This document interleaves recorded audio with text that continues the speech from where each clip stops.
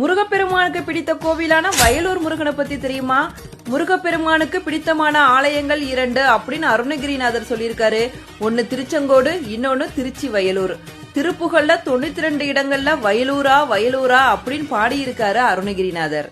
திருவண்ணாமலையில முருகப்பெருமானோட அருளை பெற்ற அருணகிரிநாதர் முத்தை தரு அப்படின்னு தொடங்குற திருப்புகழோட சில பாடல்களை பாடினார். வயலூருக்கு வா அப்படின்னு முருகப்பெருமான் உத்தரவிடுறாரு.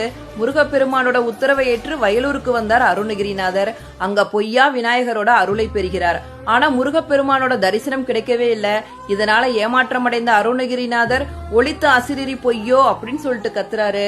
அப்ப அவர் முன்னாடி முருகப்பெருமான் காட்சி தராரு. திருப்புகழ் பாட அப்படின்னு சொல்லிட்டு முருகப்பெருமான் கேட்கிறார். அதற்கு அருணகிரிநாதர், பாடறியேன் படிப்பறியேன் பள்ளிக்கூடம் தான் நான் அறியேன், எனக்கு என்னப்பா ஞானம் இருக்கு உன்னை பற்றி பாட அப்படின்னு சொல்லிட்டு அருணகிரிநாதர் கேட்கிறாரு.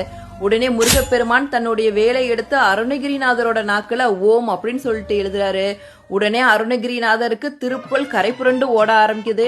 முருகப்பெருமானை போற்றி 18 பாடல்கள்ல இந்த வயலூர் முருகன் திருத்தலத்துல பாடினாரு. தொடர்ந்து பல திருத்தலங்களுக்கு சென்று திருப்புகழை பாடினார்.